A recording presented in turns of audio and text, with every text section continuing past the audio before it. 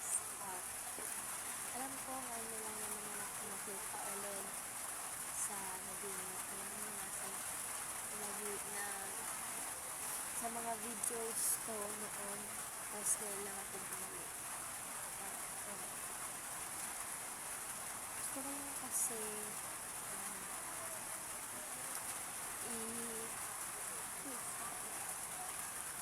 gusto ko lang kasi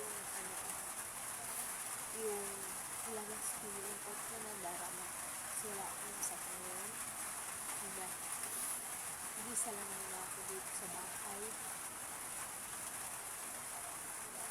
Ay, sa kanya kasi dalawang tulog na birthday ko na. Masakit doon, birthday ko na. First time ko nawala na birthday. Kasi lahat ng birthday ko, kahit wala ako sa kanya, tatawagan na ako, sabihin, nak, birthday mo na bukas. Nak, magahanda ko kahit konti. Punta ka dito sa bahay. Kahit wala ako dito sa kanya. Magpunta ako sa bahay. Niluluto siya para sa akin. Kahit konti. Ano yun? Dalawang tulog na lang. Walang magkakul sa akin na, anak, birthday mo na. Ano gusto mong lutuin ko? Ako kapunta ka na sa bahay ko. Eh, wala na. Hindi ko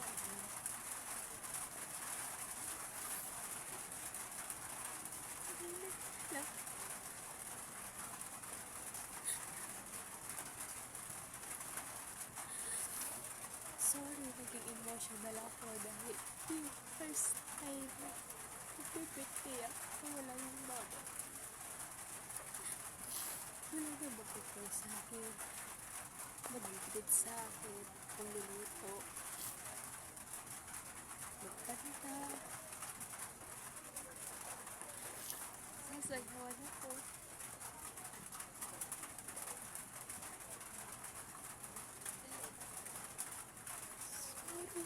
Hindi na maaga kung wala. Sana, kung hindi tayo umalis sa pinagtatrabahuan natin, hanggang ngayon nagsasama pa rin tayo. Hanggang ngayon, nandito na tayo sa kasama dito sa birthday ko. Kasama kita sa birthday mo.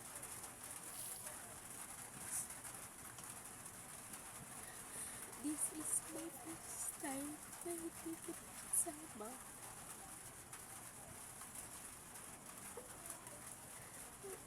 Wala pa na mag-birthday. So, salamat na naging mama kita. Salamat dahil tiniis mo ako noon. Salamat dahil tiniis mo lahat ng ugali ko. Ang pangmanibigas pati ito sa ugali ko. Pero kita na mas pulis ako na humihingi ng tulong sa'yo kahit alam kong wala ka. Salamat dahil tiniis mo ako. Salamat mo. Miss kita. Salamat kasama na tayo.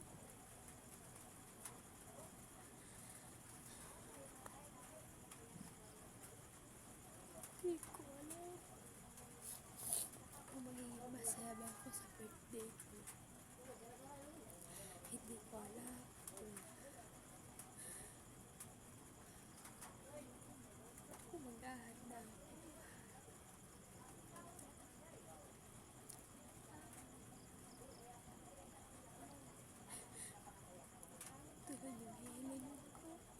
wish ko sa birthday ko. Sana, bantayan mo kami. At sana,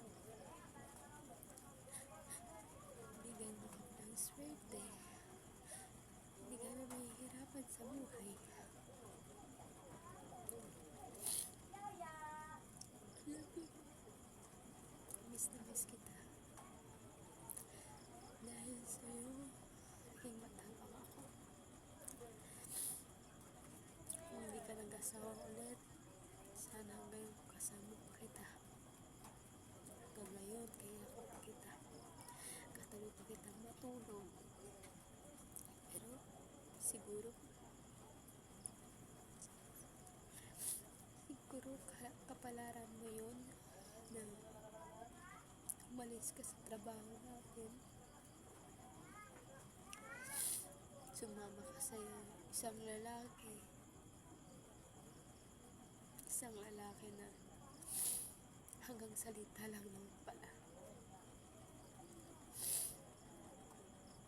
Isang lalaki na wala namang kwenta sa buhay mo. Matagal mo naman din sinasabi sa akin na gusto mo nang hiwalay yung lalaki na yun. Pero sabi mo, ayaw. Iwan ko kung ano nakita mo sa lalaki na yun, ma. Pero hindi kita masisisi dahil nagmahal ka din naman. Pero sana, yung piniling mong lalaki na sasabihin talaga yung totoo. Yung gagawin talaga yung totoong sinasabi niya. Na hindi ka papagtatrabahuin, hindi ka papahihirapan. Akala ko nung umalis ka na sa pagtatrabaho mo at sumama ka sa lalaki na yun, naging maganda yung buhay mo. Yung pala hindi. Naging masahol pa yung buhay natin.